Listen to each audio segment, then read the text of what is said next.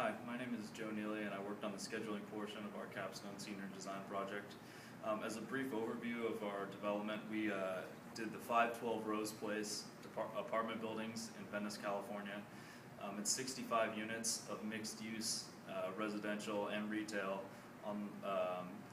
in Venice, and it's going to be 65 residential units, a restaurant, 5 retail stores, and then 2 townhomes. This is scheduled to start on April 1st, 2012, and it's scheduled to be completed on July 6th, 2014. That gives us roughly a schedule time of about 20 months. A key date during that schedule is our rough end, or our dry end, which is going to be completed at 14 months. One of the critical components of our schedule is the sequencing of our activities.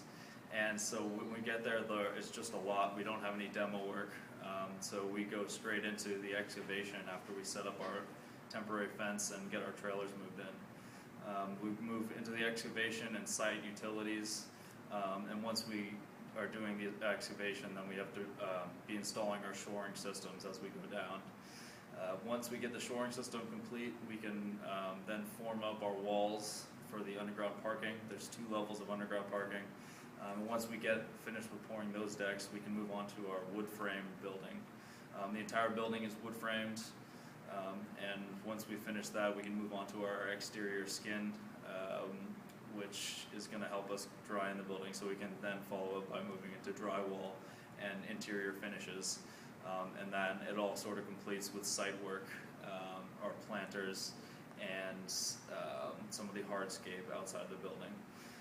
It all comes together to be a wonderful development, and that we feel our owner will be very proud of, and will be a sort of a beacon of hope in Venice, California.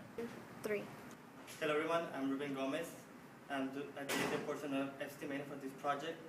I was in charge on the takeoffs and bid analysis.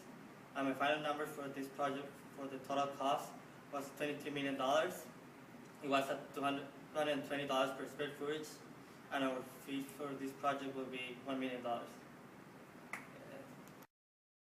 Cortez, and my job was to complete the site logistics plan, the haul route, and the excavation plan. And the entire site right now is surrounded by residential areas. So our main concern right now is safety. We want to make sure not only our workers are safe, but also our public. So some ways we will try to implement this is by having the whole entire site fenced and covered so people can't see through or outside. We're also going to have a covered walkway on the north side. We want to build my job was to build a site logistics plan that will ensure that we're constructing the building safely, cost effectively, and in a productive manner. So we want to make sure we have enough space for the storage, and that's something that I'm confident that we will be able to deliver a good product to the owner. Thank you. 3. Hi, my name is Thomas Brown. I'm here to present for our Capstone project. Our building was a LEED Platinum project. It had a couple key features on it, one of which was PV panels that help heat the water heater, or heat water for the water heater. Also, our building was 3 stories tall, wood frame, so we used FSC certified wood. We had low flow water fixtures and high efficiency light bulbs to help get our LEED certification. Hi, my name is Nathaniel Dobbs, and I worked on the plan reading aspect of the project. Some of the questions that arrived were engineering ethic questions, and one of the situations that arose was that our superintendent decided to help out one of our subcontractors with moving some windows. Unfortunately, during the process, the superintendent dropped the windows and broke them. So the question that arose was, how do we resolve this issue? Do we put the whole blame on the subcontractor? Do we put the entire blame on us? Or is there another way we can go about this?